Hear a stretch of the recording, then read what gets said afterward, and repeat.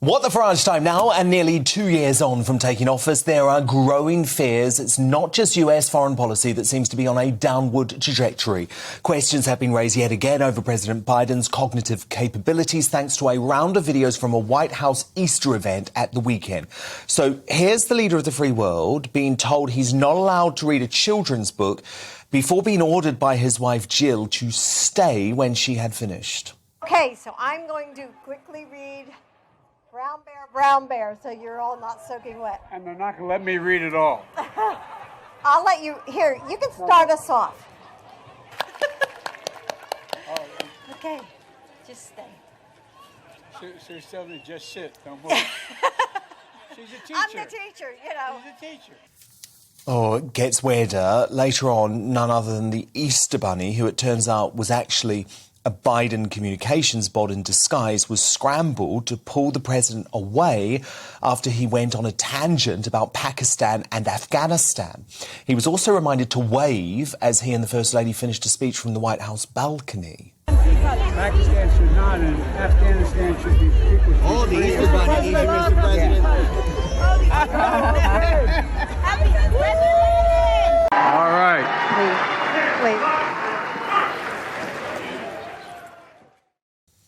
Goodness me, so with the president needing close supervision at a kids' event, should Democrats entertain invoking the 25th Amendment for the good of America and the world, actually? Doing so would give VP Kamala Harris and the cabinet power to remove Biden with a majority vote if he's deemed no longer fit to stand.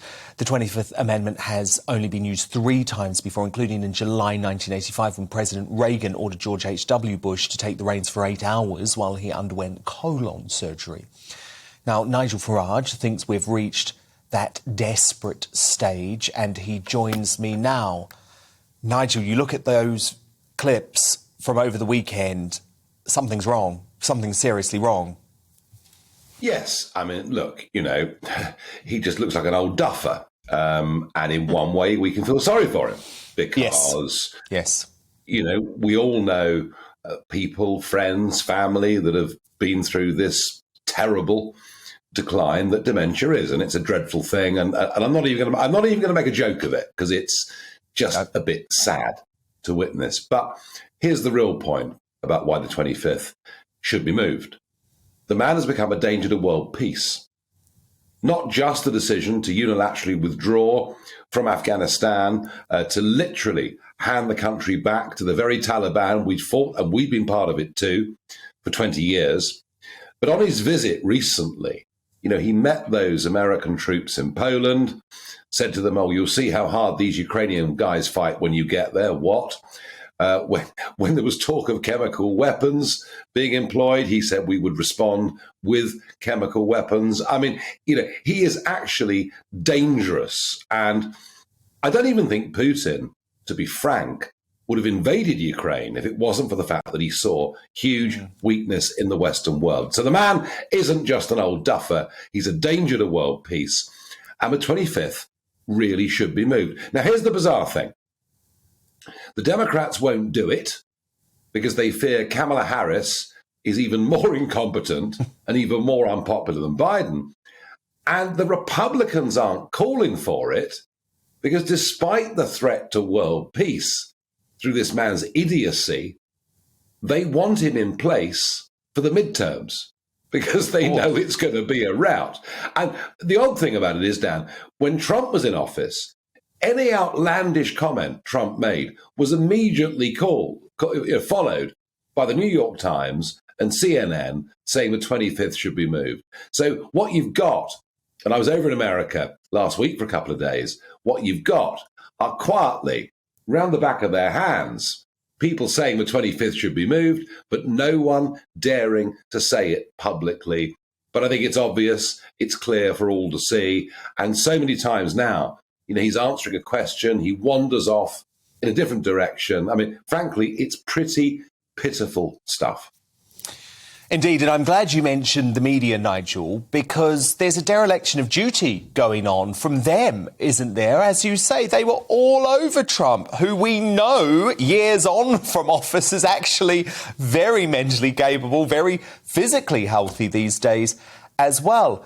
Yet the left-wing media in America, and let's be honest, that's the vast majority of the media in America aren't talking about this. Well, it isn't just media. I mean, we mustn't ever for one moment forget the power and the import of social media. I mean, just think about the Hunter Biden laptop. Think about the things that were on that laptop. Money from Moscow. I mean, that doesn't get talked about one little bit. Extraordinary contracts with Ukraine, with China. And the New York Times actually recently admitted that it was all true. And yet Twitter stopped the New York Post from publishing these stories. I mean, it was, in many ways, it was the most unfair election you have ever seen. Now, look, I know that Donald Trump's style isn't everybody's, and I get it. He's a New Yorker, he's brash, and he's all those things. But really, let's pray. Let's pray that Elon Musk puts together a consortium to take over Twitter, and we actually get some genuine, fair, free speech back into American politics, because my goodness me, it's needed. And of course, Dan, as you know, as well as I do, where America leads, we'd follow. Musk has got to get Twitter. This is a really, really important moment. So you think the future of free speech for the entire Western world could be relying on this?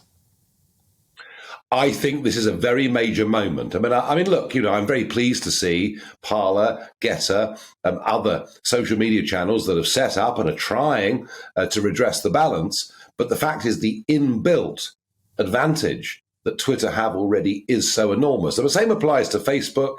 The same applies to Instagram, TikTok. Don't even start me. And there is no doubt. You're on TikTok now. I am on TikTok, and I have no choice but to be on TikTok, because how else, Dan, can I speak to the sort of 16 to 24-year-old generation? And I want to do that.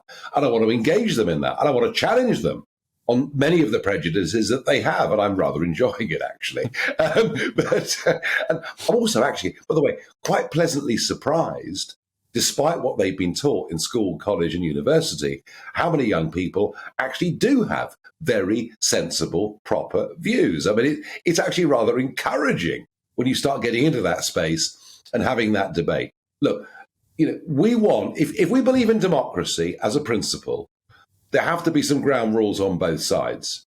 There has to be the ability for both sides to speak freely to the great public, who can then make decisions. So, as I say, I wish all the challengers well, but Twitter is a very, not for ordinary folk living their lives, but in terms of setting the media agenda, Twitter is very, very important. And I must say, I really believe that Musk is turning into something of a hero for the values that we at GBNews believe in and fight for. And, good for him, and good luck to him too. And it could level up the playing field ahead, Nigel, of a potential Trump run in 2024. Is that what you're expecting? Well, I was at Mar-a-Lago. I saw the photo. Yes. I got to tell you, Trump, he was just in the best form I have ever seen him. I mean, look at him,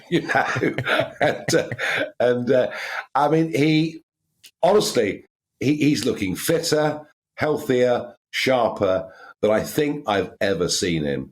Now, obviously, he's not going to say that he's going to run again, because that starts to start regulatory clocks going and financial clocks going and all the rest of it. And I would never reveal any private conversation with the 45th president of the USA, but I will say this, he's running.